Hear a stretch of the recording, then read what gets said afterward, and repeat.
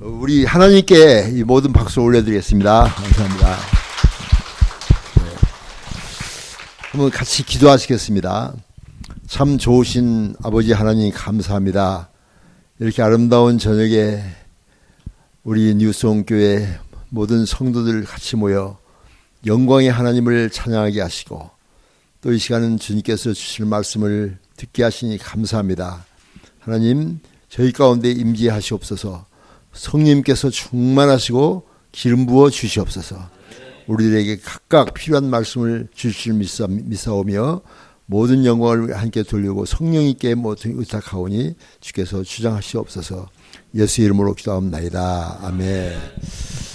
예, 우리 목사님과 CMF를 통해서 만나 뵙고 목사님과 사모님께서 이 찬양을 아주 참 잘 부르세요. 그래서 얼마나 좀 은혜를 받고 그랬는데 또 이렇게 또 목사님 교회에 오게 돼서 너무나 또 영광입니다. 반갑습니다.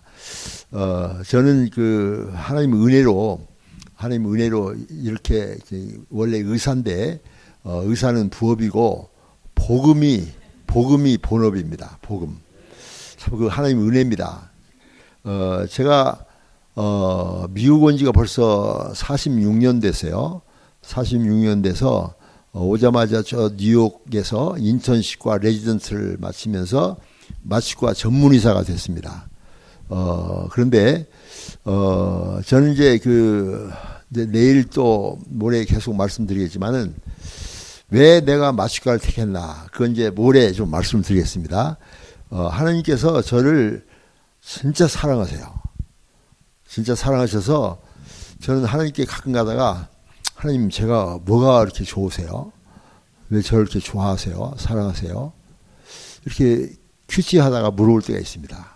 그리고 하나님께서는 나는 네가 그냥 좋다.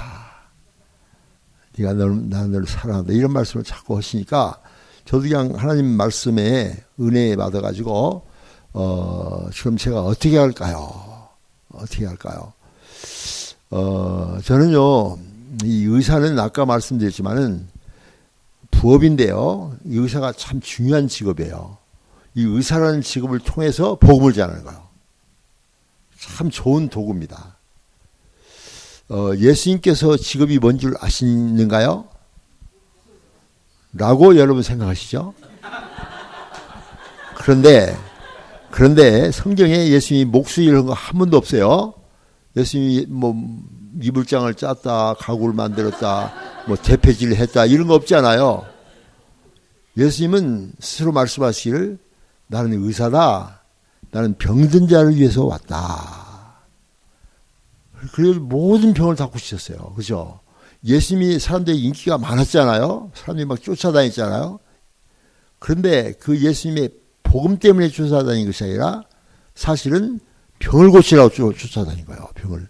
그런데 병을 고쳐주시면서 복음을 전하셨어요. 그러니까 이 의사라는 직업이 굉장히 중요한 직업이에요. 복음 전하는데 너무나 좋습니다. 저는 그래서 이 의사라는 직업을 통해서 하나님께서 나에게 그런 특권을 주셨는데 이 특권을 가지고 어떻게 하면 복음을 전할까? 복음을 전하면서 특히 청소년들에게 복음을 많이 전했습니다. 그랬는데요. 하나님께서 이 가정에 대해서 또 이렇게 내 눈을 돌리셨어요. 왜 그런 거니? 청소년들과 이렇게 사역을 하면서 상담을 하잖아요. 상담을 하면은 되게 엄마 아빠를 별로 안 좋아하는 거예요. 엄마 아빠에 대해서 상처가 많아요. 그래도 엄마 아빠를 존경해야 된다. 에베소 6장에 봐봐. 자녀들아 부모를 공경하라. 너는 네가 잘 되고 땅에서 장수하리라. 이렇게 말씀했잖아. 그러니까 애들이 뭐라고 얘기하는 거니? 공경하고 싶어도 공경할 생각이 안 난대요. 늘 싸우고 갈등하고 미워하고 때리고 어떤 때는 그리고 이혼까지 하고. 아니, 공경하고 싶어도 공경할 만한 가치가 있어야 공경하죠. 이러는 거예요.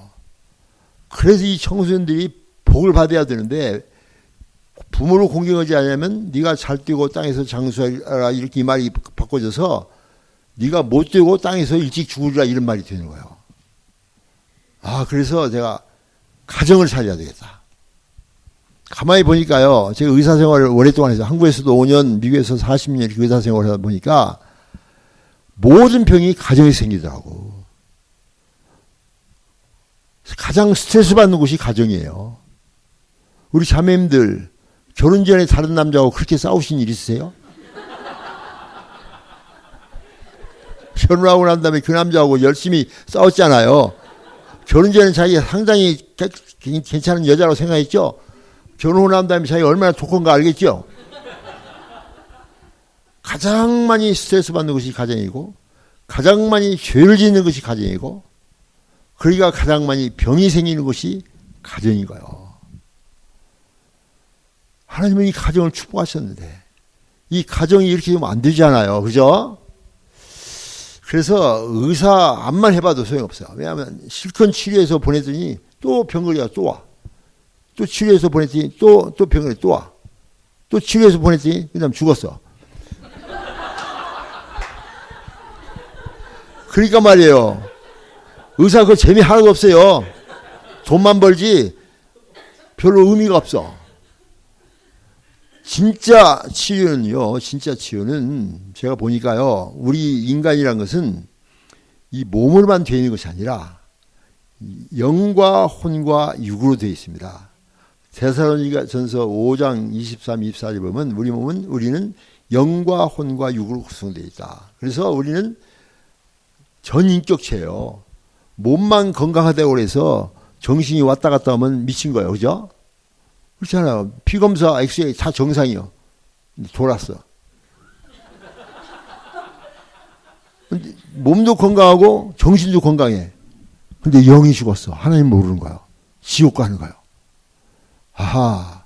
진정한 치유는 영과 혼과 육을 다 치유하는 것이 진정한 치유구나.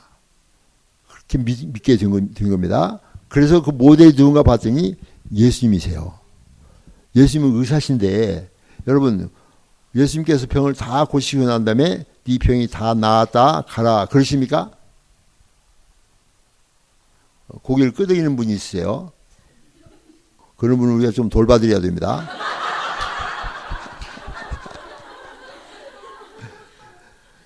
네 병이 다 나았다 가라가 아니라 네가 죄사함을 받았다.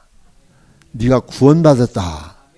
예수님께서는 육체만 치유하신 것이 아니라 영과 혼과 육을 다 치유하신 전인 의사, 토탈 힐링 미니스트리를 하셨어요. 그 예수님의 모델이 바로 저의 모델입니다. 나는 예수님처럼 살아야 되겠구나.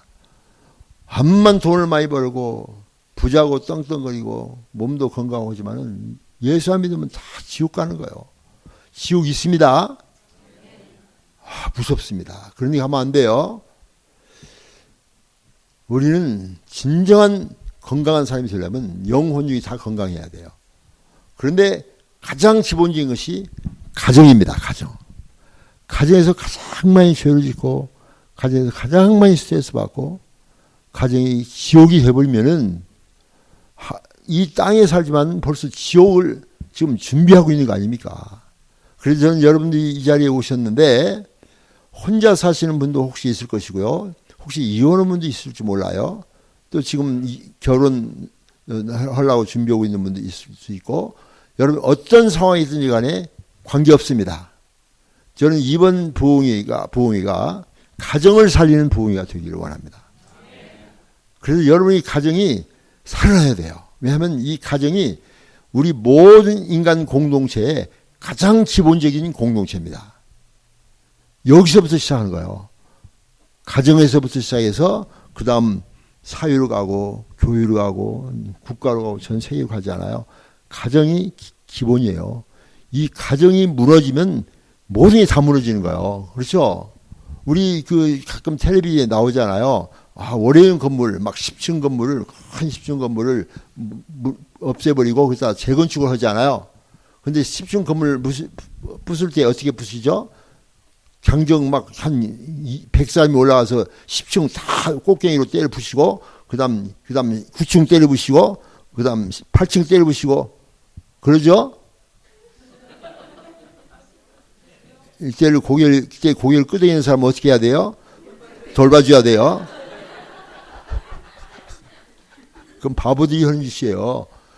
저 지하가 아니라 기초석 몇 군데에다가 다이나마이트를 장착하고 저 뒤에서 버튼 탁 누르면 쾅 다이나마이트 쳐지죠.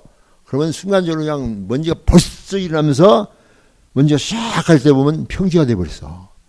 기초를 무너뜨리면 다 무너지는 거예요. 이게 바로 가정입니다. 가정이 기초예요. 가정이 무너지면 다 무너지는 거예요. 암만 사업을 해서 잘 되고 암만 정치도 잘하고 뭐 한번 다 모든 걸 다 한다 할지라도 가정이 무너지면 다 무너져 버린 거예요. 그리고 제가 이제 지나간 14년 동안은 15년 동안이요. 15년 동안 계속 선교사들 부부 축제를 해요.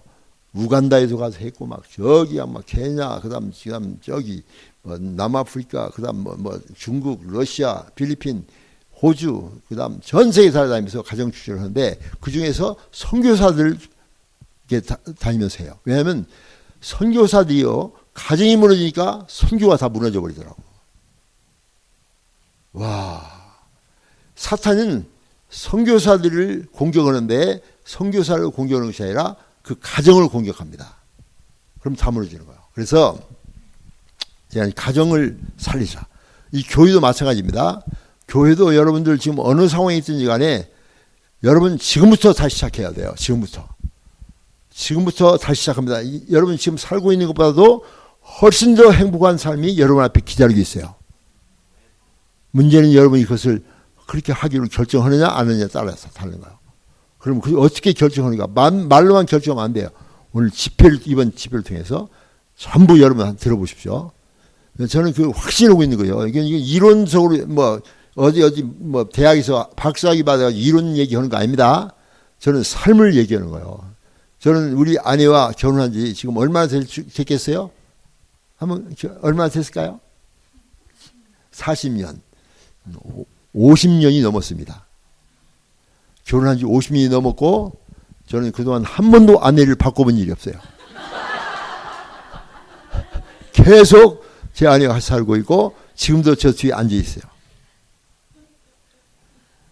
나는요 지금도 아내가 아름답고 예쁘고 사랑스럽습니다. 지금도.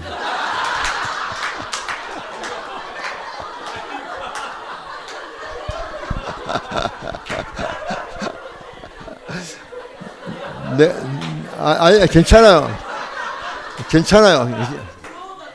부러워서 예, 괜찮아. 이거 얼마나 정직한 한숨입니까? 괜찮아요. 그렇게 살 수 있어요. 제가요, 작년에 네덜란드에 가서 또 네덜란드 암스테르담이라고 있잖아요. 거기서 한국 사람이 많이 살고 있어요. 교회가 있는데 거기서 집회를 하면서 제가 그랬어요. 나는 지금도 우리 아내가 아름답고 예쁘고 참 사랑스럽습니다. 그랬더니요, 예배 시간인데 저 뒤에 앉아서 어떤 권사님 하나가 한 80쯤 된 것 같아요. 딱 뭐라고 하니 그 말은 거짓말이에요 하고 소리치도 하고. 나는 예배 시간에 그 소리치는 사람 처음 들어왔어. 그래 뭐라는 줄 아세요? 권사님, 인간은 육체로만 구성되어 있지 않아요. 영과 혼과 육이 있잖아요. 겉사람은 날로 후패하지만 우리 안에 속사람과 모든 신앙생활과 이런 모든 것이 영적으로 너무나 아름답게 지금 성장 중이에요. 옛날 20대 때 결혼할 때보다 지금 더 성숙하고 아름다워요. 나는 그런 아내를 바라봐요. 물론 육체는 조금 옛날과 달라졌어요. 여기 있는 것이 밑으로 내려가 있고 괜찮아요. 만유인력의 법칙에 의해서 빛이 잡아다니는데 계속 여기에 붙어있을 수가 없잖아요. 내려갈 수밖에 없지. 지금 많이 내려가 계시잖아요. 그죠? 다 알아요. 그거 괜찮은 거예요. 그러나 괜찮아. 나는 그 몸도 예뻐. 누우면은 다 평준화가 이루어지니까 예쁩니다. 사랑스럽습니다. 아름답습니다. 그랬더니 그 권사님이 아무 말도 않고 있더라고요. 저는요 진짜 그렇게 그래서 저는 여러분들 볼 때 다 이 모든 세월 속에서 여기까지 살아오면서 참으로 많이 성숙해 계시구나. 그렇죠?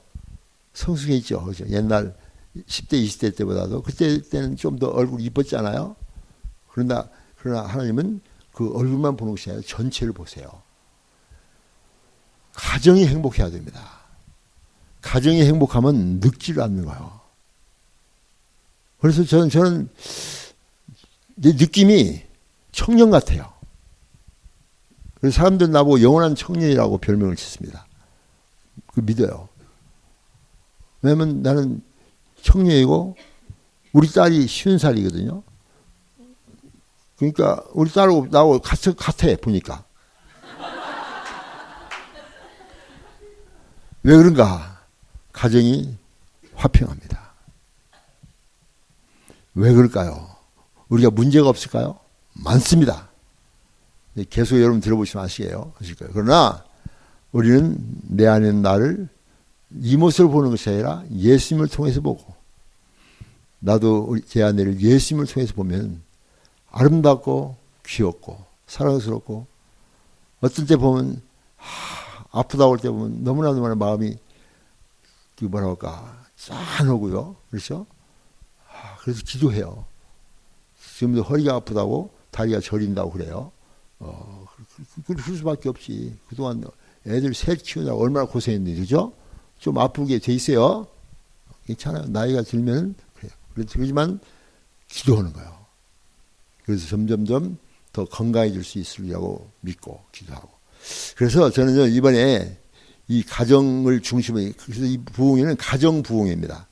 그래서 여러분 중에서, 여러분 친구나 여러분 아는 사람 중에서 부부 갈등하고 있는 사람들, 이혼하려고 하는 사람들, 예수 안 믿어도 괜찮아요. 데리고 오세요. 저는 이론으로 얘기하는 것이 아니라 지나간 50여 년 이상 동안 삶을 통해서 배운 그것을 그대로 나눌 것이고, 내일은 우리 아내와 같이 나와서 같이 말씀을 나눌 것입니다. 그리고 오늘은 가장 기본적인 메시지, 가정 설계도라는 말씀을 여러분께 드리려고 그래요. 이 가정은 인간이 필요해서 만든 것이 아닙니다. 인간이 만든 것이 아니라 하나님이 만드셨습니다. 하나님이 만드셔서 오늘 창세기 2장에 보면 하나님이 가정 만드신 모습을 그대로 이렇게 보여주고 있어요. 저는 말씀 묵상을 한 지가 올해가 34년째 계속 말씀 묵상을 해요. 큐티. 그래서 늘 말씀 묵상을 했더니 창세기부터 요한계시록까지 계속 이 말씀 묵상을 리피트 계속 했더니요. 지금 역대하 상 그쪽을 하고 있는데 역대하 하고 있는데 얼마나 모든 생각이 성경적으로 되는 거예요. 말씀 묵상했더니 모든 생각의 틀이 성경적으로 되는 거예요. 성경적으로. 그게 축복입니다. 그래서 저는 모든 것을 성경적으로 이렇게 합니다. 이 말씀 묵상을 통해서 가정이 얼마나 아름다웠고, 하나님이 만드신 가정은 설계도가 있다는 것입니다. 아무렇게나 만든 것이 아니라는 거예요. 예를 들면은 온 우주 만물도 하나님이 만드셨죠. 맞죠? 태초에 하나님이 천지를 창조하시니라. 그런데 그 천지를 창조하실 때 적당히 그냥 해가 있어라, 달도 있어, 네 멋대로 왔어 같아, 그러지 않고 정확하게 위치를 놓아두시고 궤도를 정하시고 자전과 공조를 하면서 돌 수 있도록 계속 정확한 설계도를 가지고 만드신 거예요. 여러분 아시죠? 네, 설명할 필요 없죠? 그런데 우리 몸을 보니까, 마이크로스코픽하게 우리 몸을 보니까 우리 몸도 정확한 설계도가 있습니다. 하여튼 신묘막측하다고 시편 139편에 말씀하고 있어요. 우리 몸을 가지고 신묘막측하다. 저는 우리 몸을 보면 기적 덩어리. 여러분 기적을 딴 데서 볼 필요 없어요. 여러분 자신이 기적이에요. 지금 저녁 식사하고 오셨죠? 그 밥 어떻게 된 줄 아세요? 모르시죠? 그냥 몇 번 깨물고 집어넣었죠? 그런데요, 우리 몸은 그걸 받자마자 막 식도를 넘어가지고 뒤에 들어가면 위에서 야 왔다! 막 그냥 효소가 나오고 막 염산도 나오고 막 잘라요.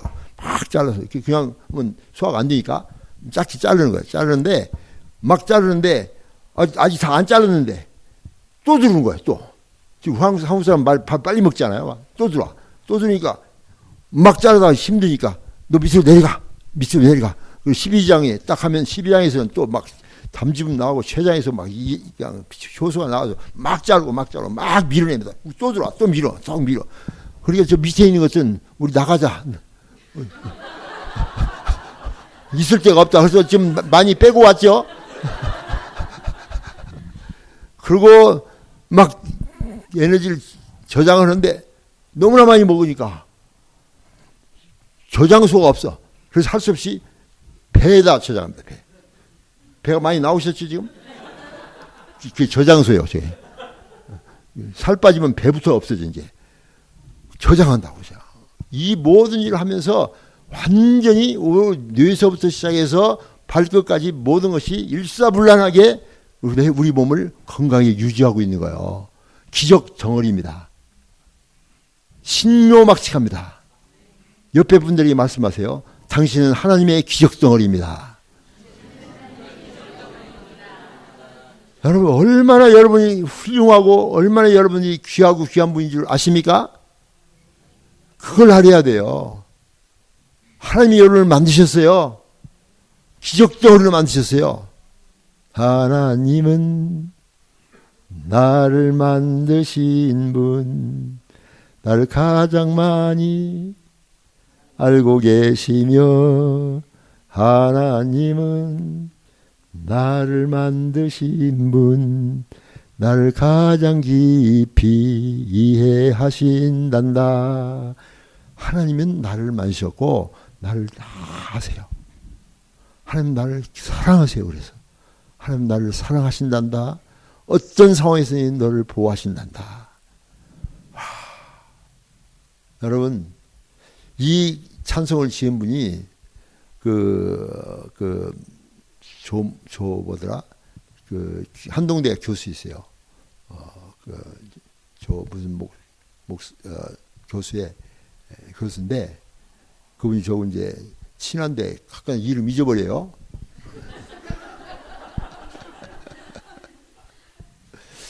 조거식인데 하여튼 그런데 그 아들 낳았어요. 원래 제목이 요엘에게입니다. 요엘에게. 조준무 그 교수 말해요. 조준무 맞아요. 아기를 낳아가지고 너무나 예쁜 거예요. 그래서 그 아이를 보면서 시상이 떠오르답니다. 하나님은 너를 만드신 분, 너를 가장 많이 알고 계시고 너를 가장 깊이 사랑하신단다.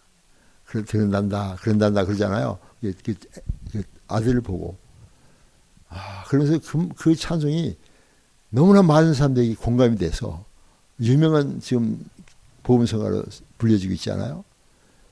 저는요 그 하나님이 너무나 좋은 거예요. 근데 하나님께서 나를 만드셨어요. 엄마가 만든 거 아닙니다. 엄마를 통해서 나왔을 따름이요. 여러분이 코도 만들었어요? 귀도 만들었어요? 지가 그렇게 나왔죠? 하나님이 만드셨어요. 근데 신묘막시게 만드신 거예요.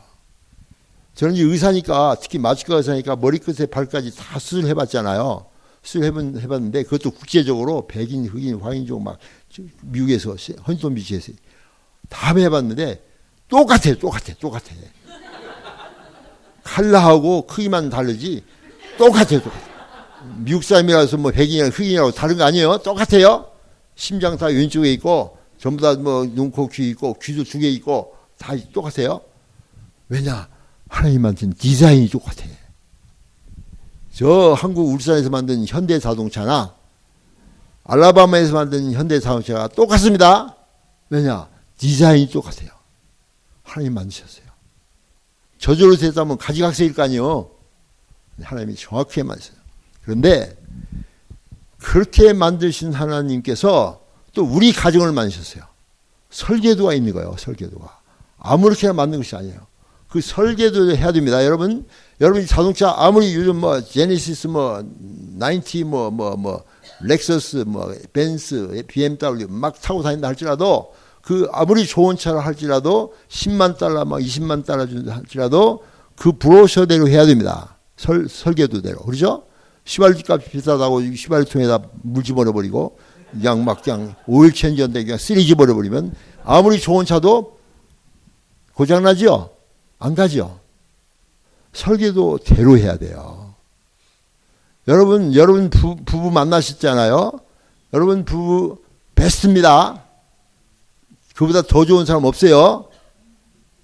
믿어지지 않는 모양인데요. 대답이 없어요. 믿으시기 바랍니다.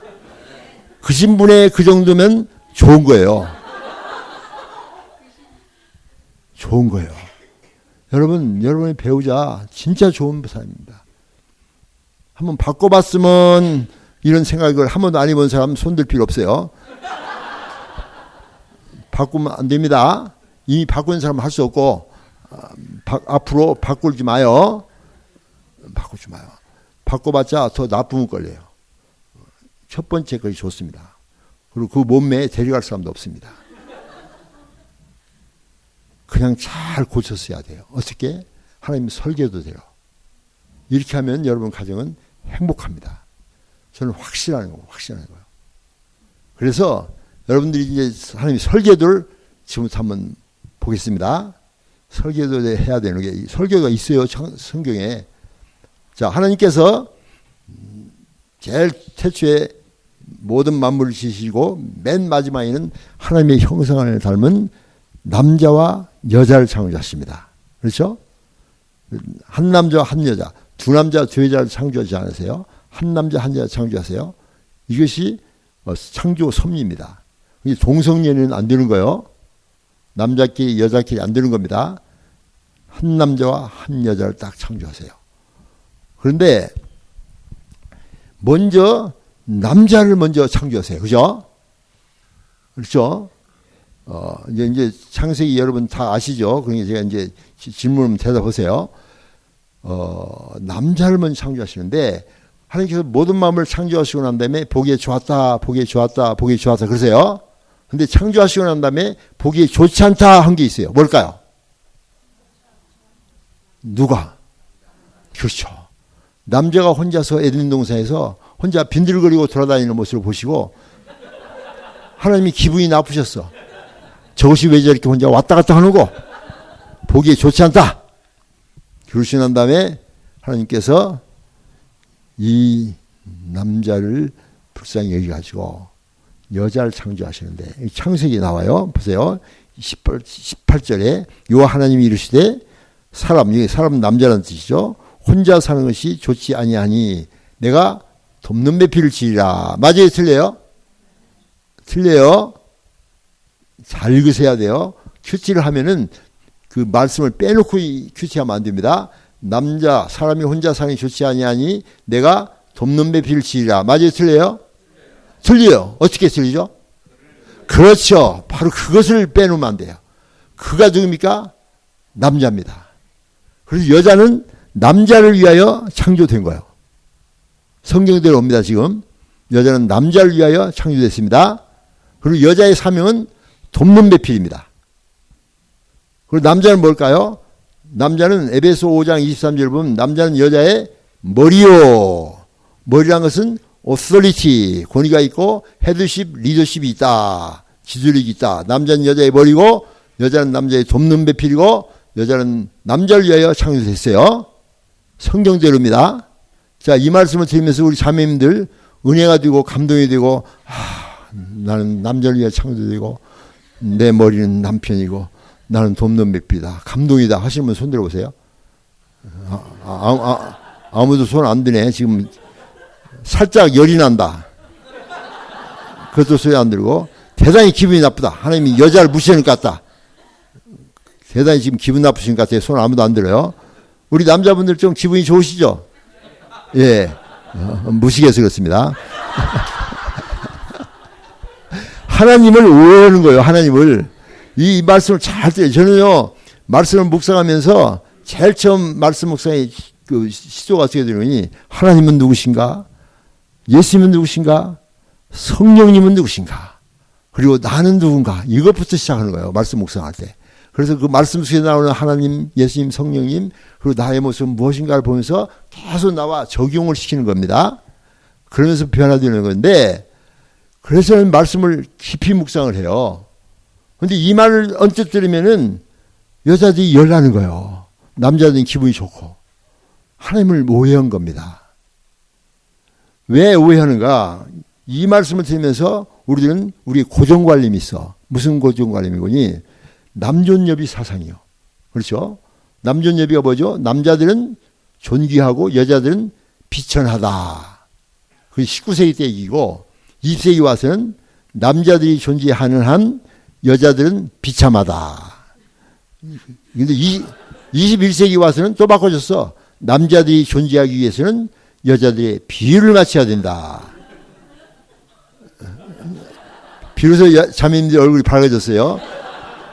그것도 무식해서 그런 겁니다.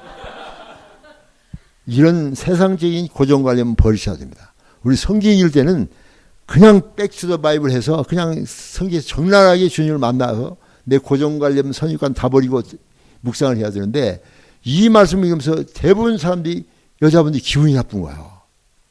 근데 그 말이 아니에요. 그 말이 아니고 여기 남자가 독처하는 것이 혼자 사는 게 좋지 않다라는 말은 좋지 않다가 나쁘다는 뜻이 아니라 히브리 원문을 보면 not complete, not sufficient. 완전하지 못하다, 충분하지 못하다. 남자가 혼자 존재하는 것은 완전하지 못하고 충분하지 못하기 때문에 이 남자가, 이 부족한 남자가 올바로 세워지기 위하여 완전하고 충분하지 못한 것을 채워주기 위하여 돕는 배필을 치라 이렇게 된 거예요. 그 돕는 배필이란 말이 기분 나쁜 것이 우리 고정관념으로 기분 나쁜 건데 히브리 원문은 에젤 케네그도 이렇게 되어 있어요. 에젤 케네그도. 그것을 돕는 배필 번역했는데 이 에셀이란 말이 중요한 말이에요. 에셀이란 말이 돕는다 그런 뜻인데요. 조수란 뜻이 아니에요. 조수란 뜻이 아니라 하나님이 우리를 도우신다 할 때 이 에셀 용어를 성경은 사용하고 있습니다. 내가 산을 향하여 눈을 들리라 나의 도움이 어디서 올꼬 나의 도움이 천지를 지으신 여호와께로서로다. 그게 에셀이에요.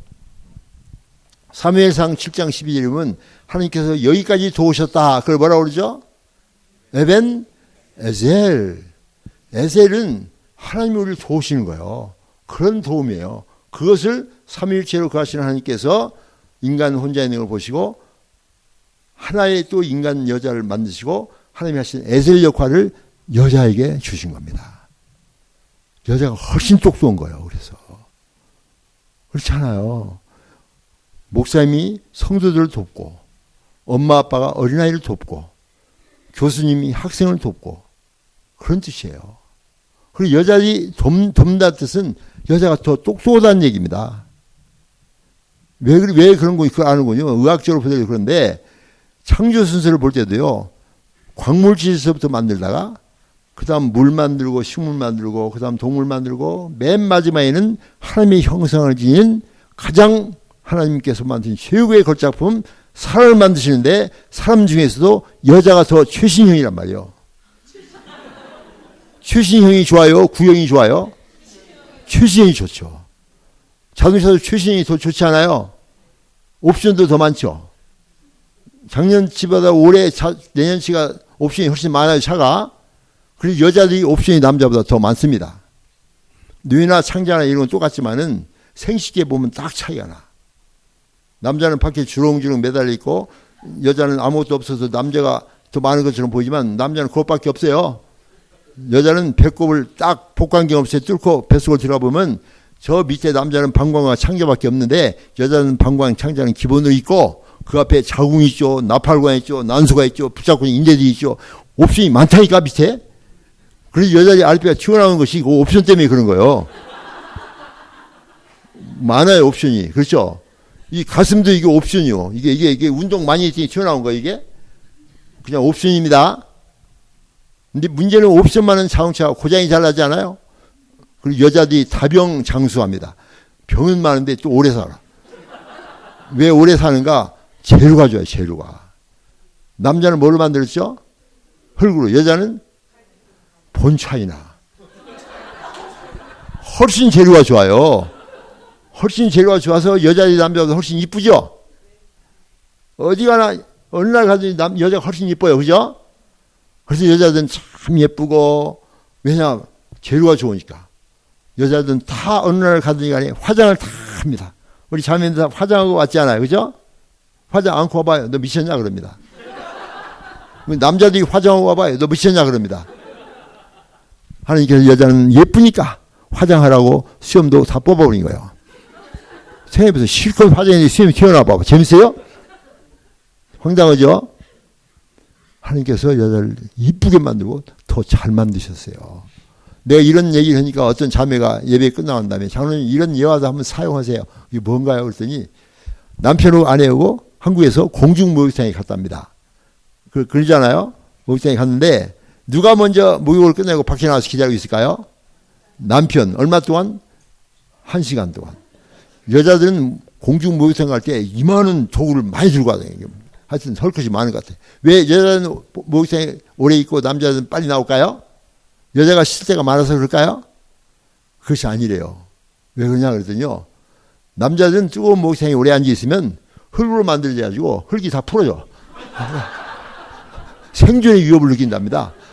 그런데 여자들은 뜨거운 목욕탕에 앉아 있으면 갈비로 만들어서 잘 고아진답니다. 그래서 더 좋은 갈비가 된다고 그래요. 그건 성경에 없는 얘기예요.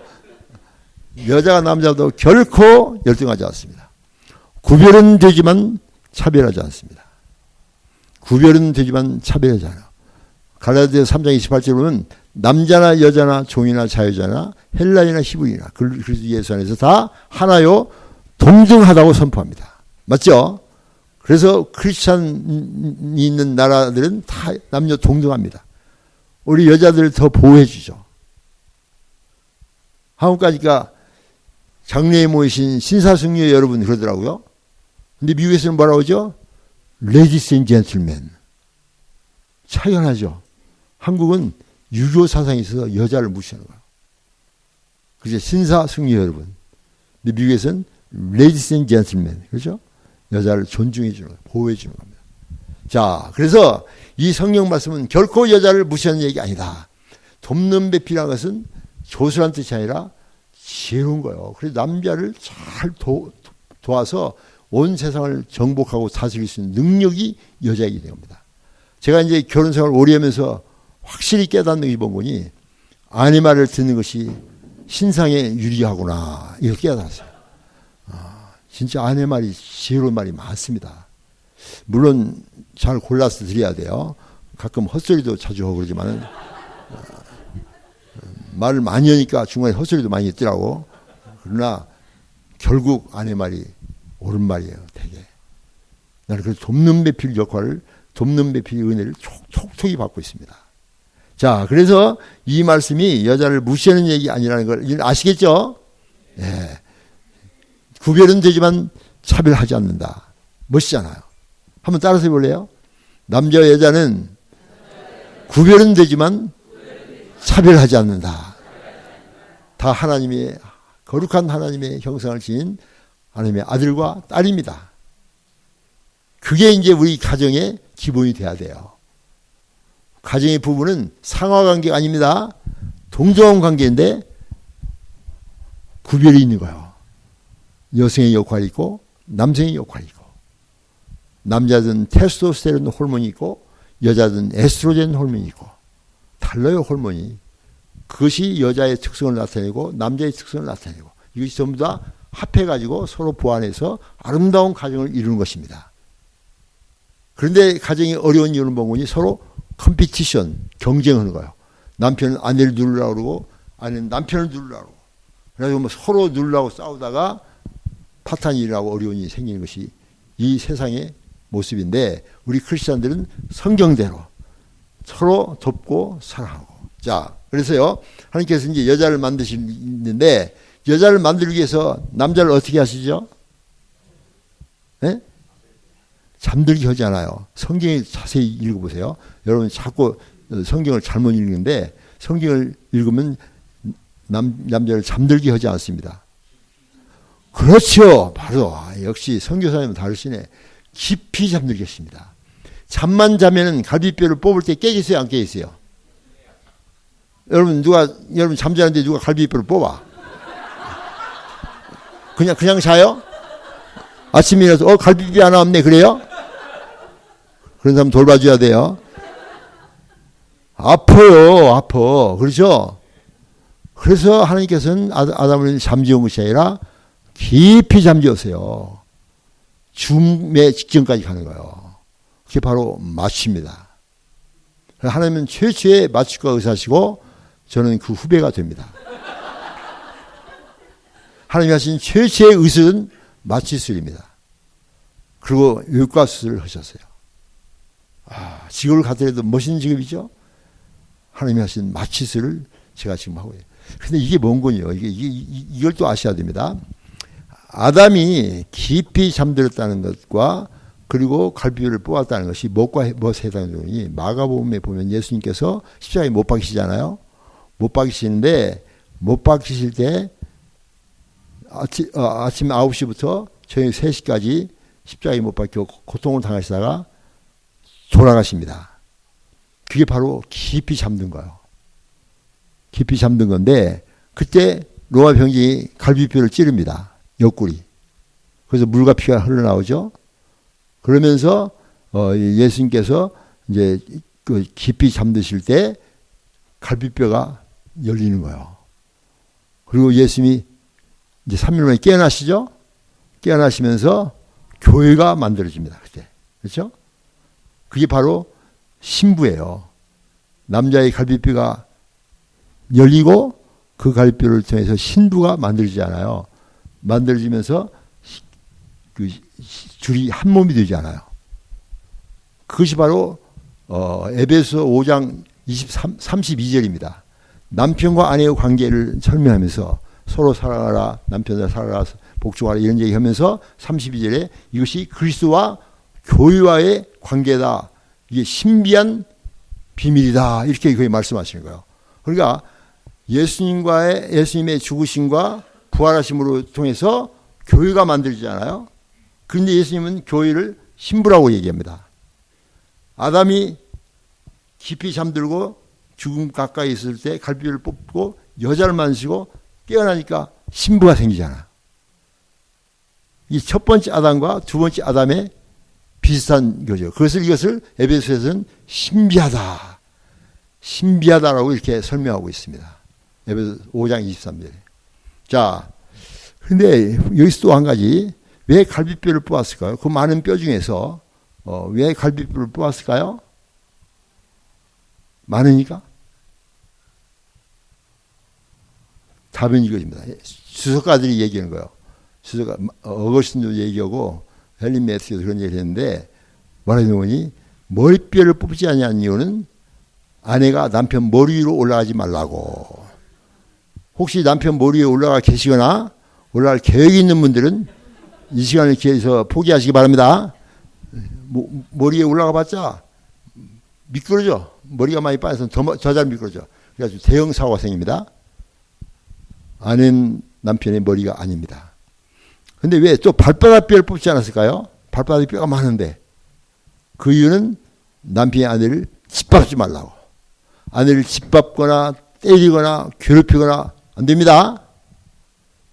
여자는 발바닥이 아니에요. 저는요 50년 이상 결혼생활 하면서 한 번도 우리 아내를 때린 적이 없어요. 한 번도 안 때렸어요. 때리고 싶었을 때는 있었을까요? 없었을까요? 많았습니다. 여자는 맞을 짓을 많이 합니다. 남자는 더 많이 하죠? 그럼에도 저는 한 번도 안 때렸어요. 혹시 이 안에서 아내를 때리거나 때릴 계획이 있거나 맞을 계획이 있거나 이런 분들은 이 시간을 기해서 포기하시기 바랍니다. 여자는 발바닥이 아닙니다. 귀하게 여겨야 돼요. 앞가슴뼈를 뽑지 않았어요. 스토로미라는 뼈가 있는데 이 뼈를 뽑지 않냐는 이유는 남편보다 앞서지 말라고.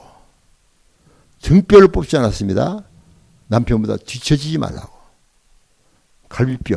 갈비뼈는 위도 아니고 밑도 아니고 앞도 아니고 뒤도 아니고 중간이고 그죠? 동등하다는 뜻입니다. 그리고 옆이에요. 사이드 바이 사이드. 손에 손잡고 인생의 순례길을 같이 걸어가라고 동반자 동역자가 되라고 옆 갈비뼈를 만든 겁니다. 참 하나님이 놀라운 창조 섭리죠. 그런데 문제가 있어요. 무슨 문제가 있는 거니? 갈비뼈는 우리 몸의 뼈 중에서 가장 연약한 뼈입니다. 한 대만 맞으면 몇 대가 부러지고, 어찌 떨어졌다면 갈비뼈가 몇 개 나가다 그러잖아요. 그죠? 가장 연약한 뼈예요. 잘 부러져요. 그것이 성경에 있습니다. 베드로전서 3장 7절에 보면 남편은 아내와 지식을 따라서 동거하고 아내는 남편보다 더 연약한 그릇이므로 남편이 아내를 생명의 유업을 같이 받을 줄 알아서 아내를 귀히 여겨라. 그렇지 않으면 기도가 막힌다. 이런 말씀이 있어요. 그 말씀을 해석하겠습니다. 남편은 아내와 지식을 따라서 동거하고, 어느 영어 성경 번역본을 보면 지식을 따라서 인터코스, 성관계하고 그 뜻이에요. 그래서 부부의 성관계는 아무렇게나 하는 것이 아니라 실력과 지식이 요구돼요. 저는 결혼생활 50년 이상 하면서 그걸 절실히 깨달았어요. 실력이 있어야 되는데 우리 한국 부부들은 성관계에 대해서 전혀 배운 적이 없잖아요. 그죠? 부모님한테도 안 배우고, 목사님한테도 안 배우고, 선생님한테도 안 배우고, 그냥 한 거죠. 그러니까 이 성관계가 행복한지 못한 사람이 너무나 많은 거예요. 그리고 제가 사실 이 성리에 대해서 30년 동안 강의를 했습니다. 미국에서부터 강의하고, 그 다음 전 세계 나라에서 콜사에서 강의하고, 요즘 한국에 와서 강의하고 하다가 너무나 성에 대해서 아무도 얘기를 안 듣고요. 그런데 이 세상은 여러분이 아시다시피 성 충만한 세상입니다. 그죠? 인터넷과 신문과 모든 잡지와 완전히 성으로 가득 찼죠? 여성 잡지를 보면 막 그냥 성형수가 나고 가슴도 다 내놓고 막 그러죠? 완전히 섹스예요, 온 세상이. 그런데 우리 크리스찬들은 입 다물고 있어요. 그러니까 성적으로 문제가 많습니다. 그래서 제가 사실은 책을 썼습니다. 그래서 제목이 아무도 말하지 않고 가르치지 않고 않는 솔직 담백 리얼한 크리스찬의 성 토크. 크리스찬의 성. 그래서 의학적으로 성경적으로 책을 썼어요. 이 책이 그냥 베스트셀러가 됐습니다. 제가 그 책을 쓰고 나서 작년에 김철민 장로가 CMF에서 출판 기획을 한번 하라 해서 한번 했는데 그때 목사님 오셨죠. 네. 성톡 그 책 꼭 한번 읽어봤으면 좋겠어요. 제가 주일날에 좀 갖고 왔는데 좀 한번 여러분 참고하시고 여러분도 배우시고 여러분 자녀들을 가르쳐줘야 합니다. 여러분 자녀들이 요즘에 큰일 났어요. 지금 한국 같더니 막 완전히 자녀들이 중학생들이 성관계를 해요. 고등학생은 말할 것도 없고요. 요즘 초등학생까지 성관계 한답니다.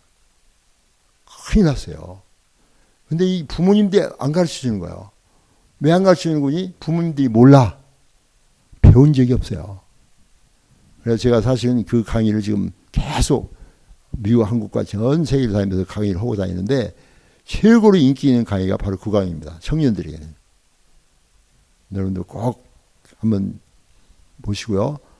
영어로 번역된 것도 있습니다. 또 한번 보시고 그랬으면 좋겠습니다. 어쨌든 간에 이 성경에서는 지식을 따라서 성관계하라 그렇게 되어 있습니다. 그리고 그게 이제 거기서 끝내고 아내는 남편보다 더 연약한 그릇. 남편도 연약하지만 아내가 더 연약한 그릇이에요. 그러므로 남편이 아내를 생명의 유업을 같이 받을 자로 알아서 아내를 귀히 여겨라. 그렇지 않으면 기도가 막힌다. 연약한 거. 왜냐? 갈비뼈로 만들어서.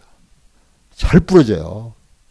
그래서 여자분들은 잘 웃고 웃는 거 있으면 조금 이따 울어. 웃는다고 안심해서는 안 됩니다. 곧 웁니다. 금방 또 썩내고 금방 또 헤헤 웃고 정신이 없어. 남자는 헷갈려요. 왜냐? 연약한 글씨예요. 그래서 갈비뼈를 만들었으니까 이 갈비뼈를 보호해줘야 됩니다. 우리 남자들은. 갈비뼈는 두 가지 보호장치가 있습니다. 첫 번째 보호장치는 팔입니다. 우리 몸의 모든 뼈 중에서 유일하게 보초병을 데리고 있는 뼈는 갈비뼈입니다. 지금 여러분 전부 다 갈비뼈 옆에 손 대고 있죠? 머리뼈가 귀하다고 지금 이러면 계세요? 전부 다 이러고 있죠? 이게 보호장치예요. 갈비뼈는 언제나 파수꾼이 옆에 있습니다. 또 한 가지 보호장치에 그 뭐니? 갈비뼈는 간지럼을 탑니다. 다른 뼈는 별로 안 간지러, 그죠? 내 갈비뼈 한번 만져볼까요? 살짝 만져볼까요? 만질 필요 없죠? 간지럽죠? 간지러워요. 못 만지게. 간지러워요. 근데 재미있는 것은 또 내가 만지면 안 간지러워. 꼭 남이 만져야 간지러워. 혼자 만지면서 헤헤 웃고 있으면 어떻게 해야 돼요? 돌봐줘야 됩니다. 내가 만지면 안 간지럽고 꼭 남이 만지는 간지러워. 왜냐? 나는 나를 해치지 아니하니까 간지러울 필요가 없고 다른 사람이 간지러 만지면 금방 보호하고 못 만지게 막 그러지 않아요. 이게 바로 보호장치입니다. 그래서 우리 남편들은요, 아내를 보호해야 돼요, 보호. 그래서 남편들은 테스토스테론 호르몬이 있어가지고 사춘기가 딱 되면 테스토스테론 호르몬이 확 분비되면서 키가 확 커지고 뼈대가 튼튼해지고 근육이 생기고 힘이 세지고 가슴이 떡 벌어지고 그래서 아내를 보호할 수 있는 힘이 생기는 거예요. 여자는 에스트로겐 호르몬이 있어가지고 사춘기 딱 되면 힘이 키가 확 커지고 막 힘이 막 근육이 튼튼해지고 뼈대가 강해져요. 여자들은 곡성을 이루면서 부드럽고 사랑스럽고 예쁘게, 그렇죠? 사랑받게 그렇게 딱 만들어주잖아요. 그래서 남편이 딱 껴안으면 아내는 쑥 들어오게 돼 있어요. 그렇죠? 물론 가끔 기형도 있지만은. 그래서 남편을 뭐라고 하니? 영어로 허스밴드. 허스밴드는 HUSBAND. 어원이 HUS는 HOUSE, 하우스에서 나온 말이에요. 하우스. 그리고 밴드는 울타리고요. 그래서 허스밴드는 하우스 밴드. 아내를 감싸주고 보호해주라고 하우스 밴드. 울타리가 되어주는 거예요. 그죠? 그럼 아내는 뭡니까? 이 안에 있으라고 아내.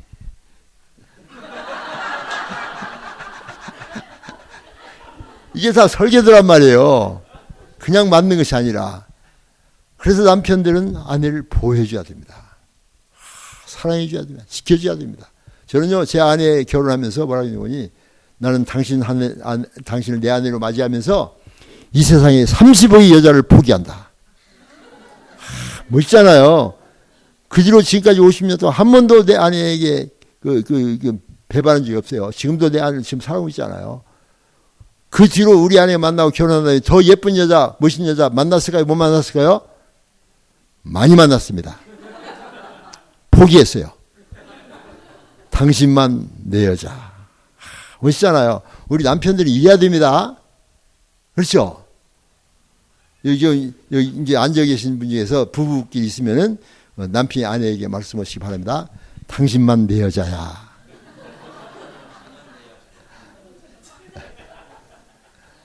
당신 말고 또 있어. 그러면 안 됩니다. 이게 성경이에요, 성경. 이렇게 성경은 기가 막히게 설계도를 만들어가지고 아름다운 가정을 만드십니다. 그래서 하나님께서 이 가정을 만드는 것이 너무나 큰 축복이기 때문에 창세기에 남자와 여자를 만들자마자 창세기 2장에 오늘 결혼을 시키잖아요, 결혼을. 그리고 생육하고 번성하여 땅에 충만하라, 아기를 많이 낳아라. 그렇죠? 그런데 요즘 세상은요, 우리 한국에 가서 봤더니 이 출산율이 너무나 적어가지고 저출산. 우리 제가 1970년대 아기를 낳을 때는요, 1년에 한국에서 100만 명 이상의 아기가 나왔어요. 근데 작년에는요, 35만 명 아기를 낳고 올해는 20만 명대로 떨어진답니다. 현재까지. 그러니까 인구는 많아졌는데 아기 낳는 확률은 확 줄는 거예요. 그래가지고 70년대는 100만 명 이상 나는데 지금은 그렇게 인구가 많은데도 20몇만 명으로 줄어들었다는 것은 사탄의 계략이에요.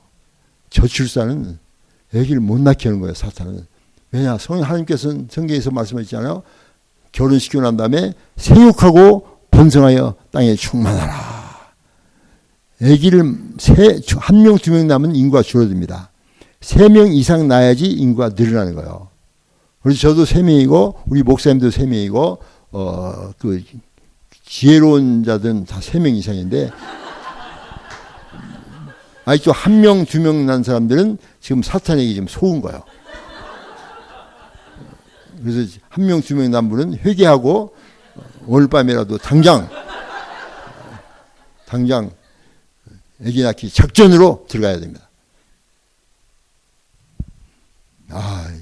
이번에 선교사님 온 중에서 4명, 5명 난 선교사도 있다고 있더라고요. 그러니까 많이 낳아야 됩니다.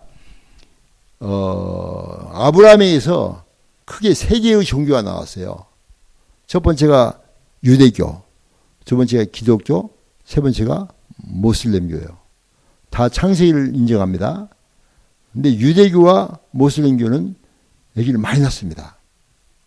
유대인들은 내가 보니까 한 5명 정도는 다 낳더라고. 근데 모슬렘들은 아기를 너무나 많이 낳아요. 제가 지난번 요르단에 가서 집회를 하는데 요르단 선교사가 뭐라고 얘기한 거니? 요르단 지도자들이 그런답니다. 우리는 뭐 선교니 전도니 할 필요 없다. 아기를 많이 낳아 우리가 세교를 석권한다. 그리고 한 남자가 4명의 여자와 공식으로 결혼할 수가 있고 한 여자당 4.6명을 낳는답니다. 그래가지고 이 모슬렘들은 지금 유럽을 점령하고요. 지금 한국에도 좀 들어와 있고요. 지금 전 세계에 지금 모슬렘이 꽉 차 있어요. 창세기대로 타는 거예요. 근데 우리 기독교만 아기가 안 낳아. 안 되죠? 아이가 몇이죠? 2, 안 되죠. 하나 더 낳으셔야죠. 화이팅! 내가 제자가 있는데요. 여자 제자가 있는데 내가 그 대학 다닐 때 계속해서 피아노 쳤어요. 계속해서 아기를 많이 낳으라고 그러더니 이 자매가 6명 낳았어.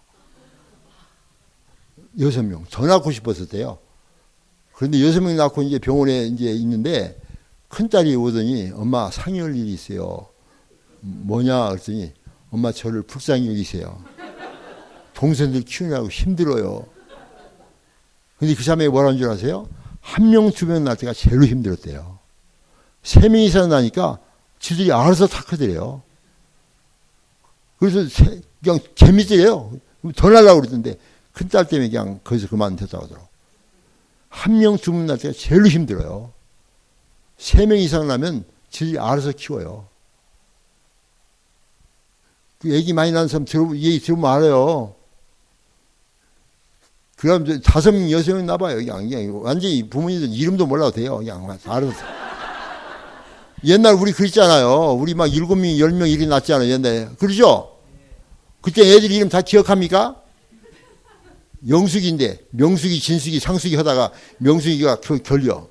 네 이름 뭐더라? 이거. 아무도 관심 안 썼는데 다 알아서 대한민국을 이뤘잖아요. 그렇죠?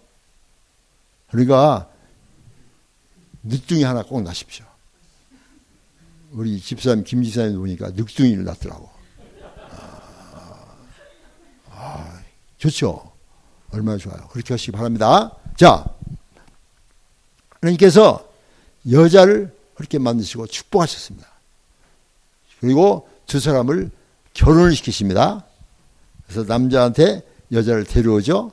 딱 데려오니까 하나님께서 데려오니까 남자가 뭐라고 그러죠?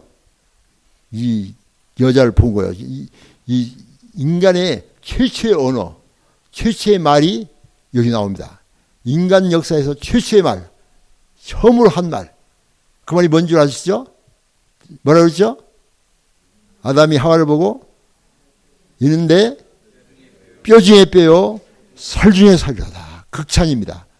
우리 할렐루야 찬송을 부를 때 할렐루야 가다가 맨 마지막에 클라이막스 오면 왕의 왕, 주의 주, 왕의 왕, 주의 주, King of Kings and Lord of Lords.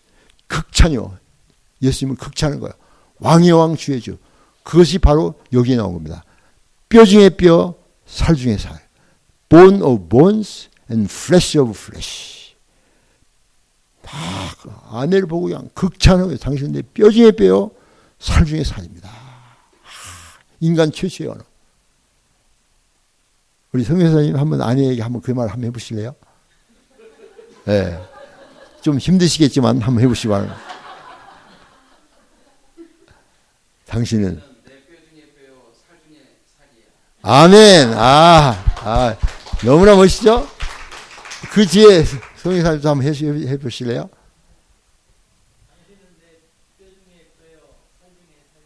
예, 박수합니다.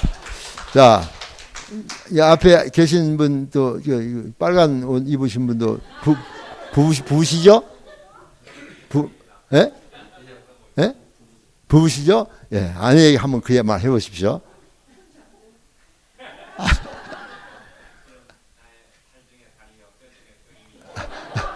예, 말 좀 거꾸로 하셨는데 괜찮아요. 그런데 문제가 있어요. 뭔 거니? 나를 보고 오셨어요. 나를 보고. 나는 아니에요. 사모님을 보고 오셔야지. 사모님 보고 오셔야지. 나를 보고 뼈중에 뼈 사중의 사람 아닌데 다시 한번 사모님 보고 오십시오. 박수 한번 해주겠습니다. 멋있네요. 저기 그 안경 쓰신 분 한번 남편이 아내에게 한번 해보십시오. 예, 예. 아멘. 우리 유성교회는 참 잘하네요. 내가 그 경상도 어느 교회에서 그 얘기 하라 했더니요. 그랬더니 남편이 아는 거예요. 그래서 한번 해보십시오. 그랬더니 죽어도 못합니다. 이야, 그 동네는 참 그렇대요. 표현을 잘 못 얻어요. 죽어도 못합니다. 그러더라고.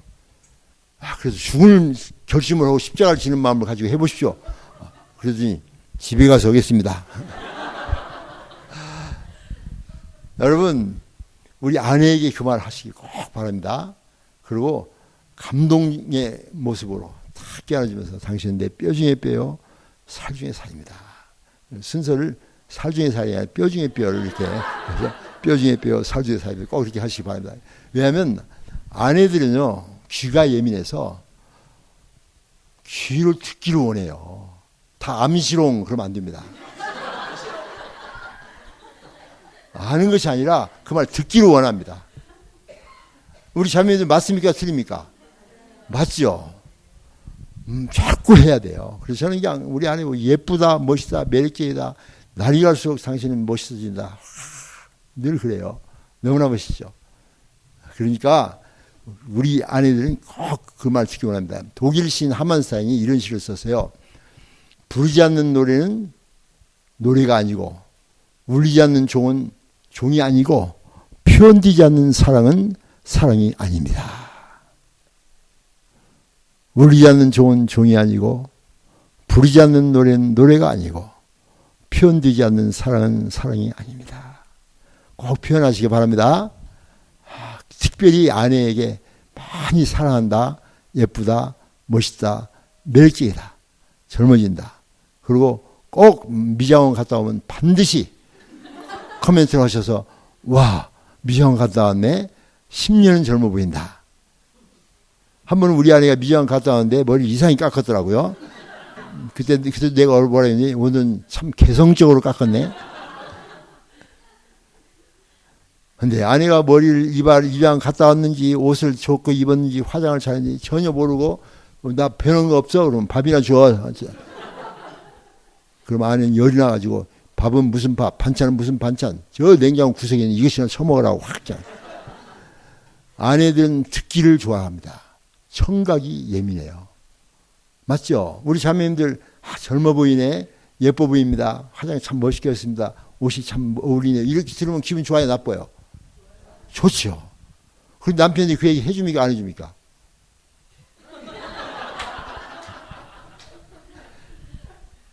해주셔야 됩니다.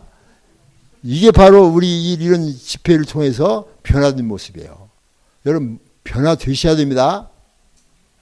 그래서 말도 변화되고 생각과 행동도 변화되고 그래서 이런 집회를 하고 나면 와 우리 가정이 변화됐어. 이렇게 간증하셔야 됩니다. 이론으로 듣고 끝나는 것이 아니에요. 직접 삶에 연결시키는 거예요. 쉽습니다. 저는 배운 대로 우리 아내에게 계속합니다. 못할 때도 있지만 계속 노력합니다. 자, 그래서 남편이 아내를 보고 당신은 내 뼈 중에 뼈요, 살 중에 살려다. 그러니까 하나님께서 이제 결혼 예식을 합니다. 이 결혼 예식 주례사가 여기 나와요. 예수님께서 하나님 그러시죠. 그러므로 남자가 부모를 떠나야 됩니다. 요즘 한국 가서 내가 봤더니 모든 연속극이 부모를 떠나는 것이 아니라 부모한테 매이더라고. 친정엄마한테 매이고 또 시댁한테 매이고 해가지고 막 그냥 이런 시댁 친정엄마도 이혼시키더라니까요. 부모에 아직도 매이는 거예요. 부모를 떠나야 됩니다. 떠나서 이 아내와 남편이 한 몸이 돼야 돼요. 부부를 떠나 그 아내와 연합하여 결혼입니다. 둘이 한 몸을 이룰지로다. 이 한 몸이라는 것이 바로 부부의 성관계예요. 그래서 첫날밤 결혼하고 첫날밤에 둘이 한 몸이 되는 거예요. 그렇죠. 옛날에도 그랬잖아요. 옛날에도 결혼하고 첫날밤에 딱 들어가면 신부가 탁 쪽수리 들고 앉았잖아요. 면사포 남편이 들어가서 면사포를 벗기고 그다음 젖고리를 벗기고 그러면 문 구멍을 뚫어놓고 이렇게 자고 있죠. 옛날에 그랬어요. 그러니까 문 구멍을 뚫어 보는 줄 아니까 이렇게 벗기고 난 다음 그다음 후 불어요. 그럼 캄캄해져. 이게 바로 그 옛날에도 첫날밤에 그 일을 한 거예요. 그렇죠? 그러니까 우리도 역시 첫날밤에 그 일을 했죠. 그게 성경이 나오는 거예요. 둘이 한 몸이 되는 겁니다. 남편은 아내의 가장 깊은 곳에 들어가서 남성의 능력을 발휘하고 정복감과 쾌감과 환희를 경험하고 아내는 자기의 가장 깊은 곳에 자기 남편을 받아들이면서 둘이서 거기서 하나로 만나는 겁니다. 둘이 한 몸을 이룰지어다.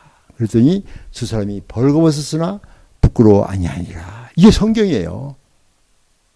얼마나 아름답게 이걸 묘사하고 있는지 몰라요. 성은 그래서 하나님 만드신 것이고 거룩하고 아름다운 것입니다. 그런데 왜 우리가 성에 대해서 말도 못하고 이렇게 배우지도 않는가? 그것은 한국의 이단 문화, 샤머니즘과 단군, 불교와 유교 이 이단 문화가 한국을 점령하고 있어요. 그래서 기독교가 들어왔지만은 그 이단 문화에 이겨내지 못하고 역시 기독교도 이단과 타협한 것입니다. 그래서 성령을 못 얻는 겁니다. 그러나 유대인들, 구약을 알고 있는 유대인들은 얼마나 교회에서 성을 잘 가르치는지 모릅니다. 청교도들, 아주 미국을 처음 왔던 신앙 좋은 청교도들이 가장 행복한 성생활을 했다는 거예요. 근데 우리 한국은 기독교를 받아들였어도 아직도 샤머니즘과 불교, 유교의 그 영향 속에서 5,000년 역사 영향 속에서 성에 대해서 굉장히 네거티브하고 부정적이고 또 타부시하고 배우지도 않고 가르치지도 않고 그러니까 이 부부가 날이 갈수록 점점 멀어져 가지고 행복한 부부가 되지 못하는 경우가 참 많은 거예요. 이것을 배워야 됩니다. 성경적으로 배워야 됩니다. 저는 이제 성경을 묵상해 보니까 성경에는 그 성에 대한 말씀이 많이 있어요. 우리는 성경으로 되돌아가야 돼요. 하나님이 주신 성은 부부간의 성은 거룩하고 아름다운 것입니다. 부부가 아닌데 다른 남자 다른 여자하고 하는 것은 간음이고 음란한 행위입니다. 죄입니다. 그러나 부부끼리는 아름다운 관계인 것입니다. 둘이 한 몸이 되는 것입니다. 한 몸이 되니까 두 사람이 벌거벗었지만 부끄러워 아니합니다. 그렇죠. 여러분 아무리 부끄러운 자매를 할지라도 혼자 샤워 따고 나서 거울 보더니 혼자서 아이고 부끄러워 혼자 그래요? 돌봐줘야 돼요. 거울 보고 이렇게 보지 않아요. 보면서 실망은 좀 되겠지만 부끄러워하지 않습니다. 이것이 성경적인 거예요. 제가요 미국 사람들과도 교제를 하는데 미국 사람들은 성에 대해서 굉장히 자유롭게 얘기해요. 근데 우리는 아무도 그 얘기를 못하는 이유가 뭔거니 한국의 문화가 그런 이단 문화에 쪄들어 가지고 그 문화를 성경이 이겨내지 못하는 겁니다. 그래서 저는 의사로서 또는 크리스찬으로서 또 이 상담가로서 사역자로서 이 성 문제를 지금 점점 풀어가고 있습니다. 성경적으로 가자. 우리 모든 삶이 성경적이 돼야 됩니다. 한국적이 되면 안 되고 또 그 샤머니즘 무당적이 되면 안 되고 불교 유교 되면 안 돼요. 우리는 성경으로 되돌아가야 돼요. 하나님이 성을 만드셨습니다. 축복하셨습니다. 그래서 둘이 한 몸이 되는 겁니다. 한 몸이 되고 저 사람이 아름다운 가정을 이루는 것이죠. 그리고 거기서 이제 생육 번성해서 자녀들이 생산되죠. 자, 여기까지가 이제 하나님께서 주신 설계도인데요. 그 다음 잠깐만 더 나가면 3장 1절, 그 다음 바로 그 점이 3장 1절에 보면 이 에덴 동산에 사탄이 침범합니다. 뱀이 침범하죠. 침범해가지고 놀라운 것은 가정의 머리인 남자에게 가서 남자를 유혹하는 것이 아니라 누구한테 가죠? 여자한테 갑니다. 남자는 아예 취급도 하지 않습니다. 남자는 아예 상대도 안 해요. 너 같은 건 상대를 건지가 안 돼. 그리고 여자한테 가요.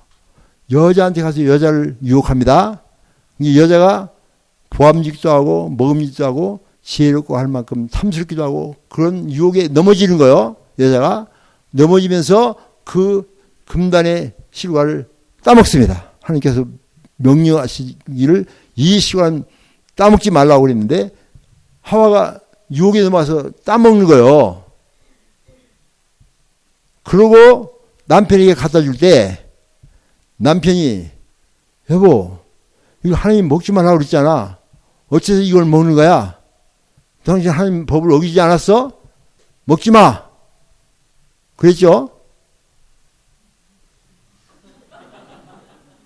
이제 고기를 끄덕이면 안 돼요. 남자는 말 한마디 않고 그냥 먹습니다. 이게 무슨 소리입니까? 아내가 돕는 배필이 돼야 되는데, 그렇죠? 아내가 넘어지게 하는 배필이 된 거예요. 아내의 역할이 이렇게 강합니다. 아내의 힘이 이렇게 커요. 남자는요, 강한 것 같지만 모질합니다. 그거 알아야 됩니다. 미국에 이런 말이 있어요. 여자는 아름다운 복숭아, 피치, 아름다운 분홍색이 나는 아주 솜털이 있는 아름다운 맛있는 복숭아고 여자는 남자는 튼튼한 코코넛이래요. 여자는 맛있어요. 아름다워요. 둥그렇고 핑키시하고 아주 맛있죠. 그러나 너무나 세게 깨물면 이빨 부러집니다.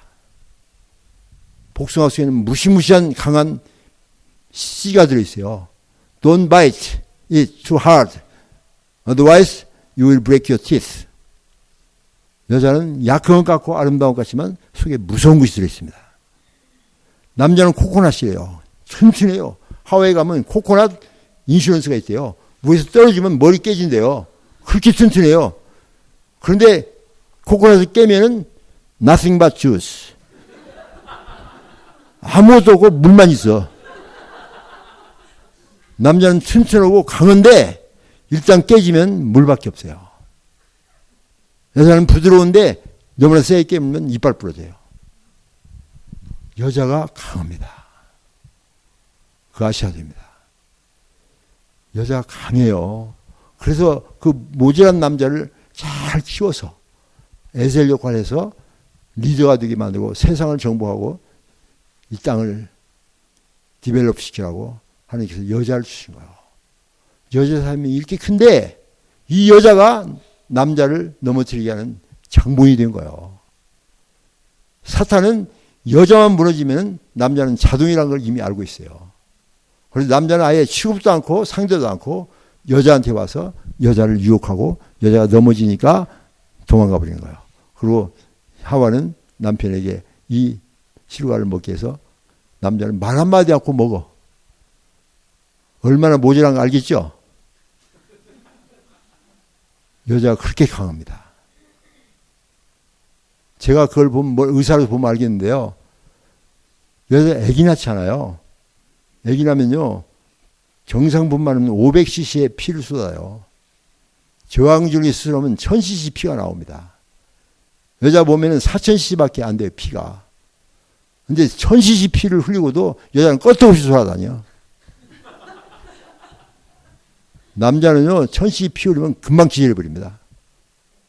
와, 남자는 강한 것 같은데요. 내가 산과 마취 의사거든요. 그래서 무속문만 시키는데 등에다가 에피dural 이만한 바늘을 쭉 찌르는데 아내가 그냥 그 허리를 이렇게 해야 되니까 남편이 경찰이에요. 경찰인데 남편 보고 아내를 이렇게 잡고 있으라고 옆에서 등이 나오도록 자기 스스로 경찰이 딱 와서 딱 잡고 있는데 내가 쑥 바늘 찌르는데 이 아내가 뭐라고 하지? Honey, what's happened? 그러는 거예요.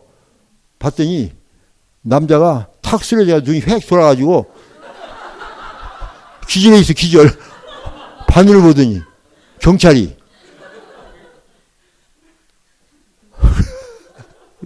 뉘어가지고 다리 올리고 정신을 챙겨봤더니 뉴로제인 샥이라 해서 신경적인 샥이 온 거예요. 남자는 피를 보면 쓰러집니다. 어떤 때는요, 피 볼 때 막 20cc 피를 막 제로로 싹 뽑잖아요? 그럼 남자는 이렇게 보다가, 쓰러져, 또. 강을 같은데, 피만 보면 넘어져. 우리 남자들은 싸우다가 코피 나면 지는 겁니다. 맞죠?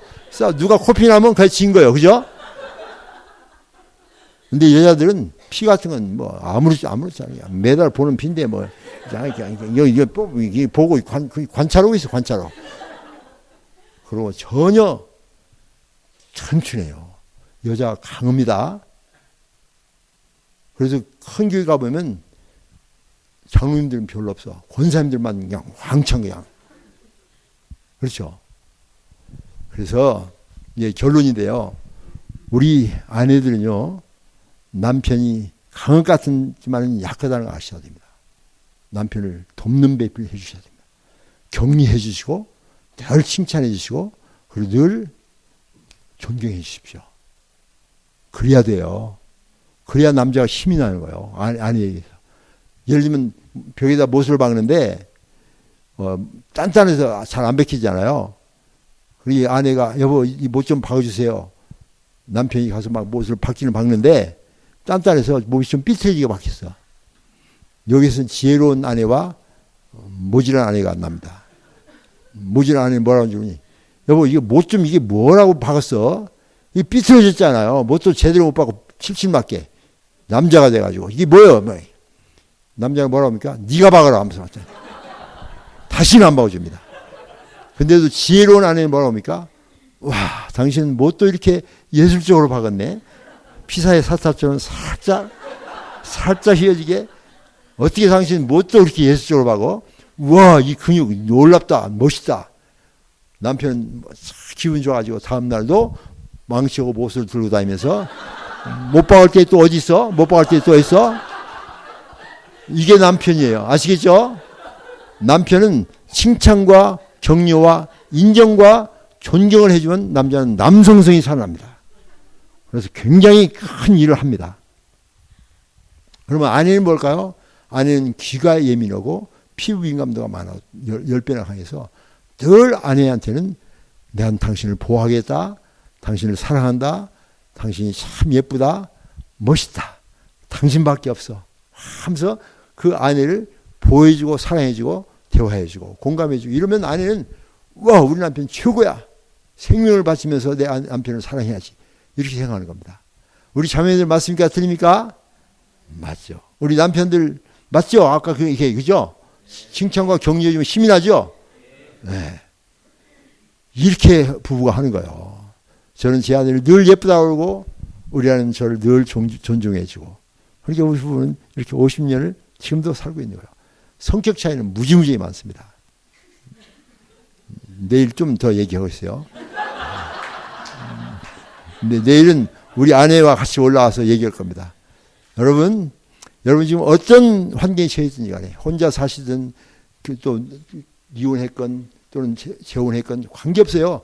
지금부터입니다. 인생은 지금부터. 다시 한번 하나님의 말씀대로 설교를 깨닫고 그대로 순종하시면 여러분 인생은 제2의 인생은 멋진 인생. 지금 부부생활 잘하고 있는 사람들도 더 멋있는 부부생활, 더 행복한 부부 생활을 할 수 있는 축복이 여러분 앞에 놓여 있습니다. 문제는 뭐냐? 내가 그걸 순종할 것인가? 아니면 이그노해버릴 것인가? 여러분 결단에 달려 있습니다. 여러분 행복한 삶을 살기로 선택하시기 바랍니다. 기도하겠습니다.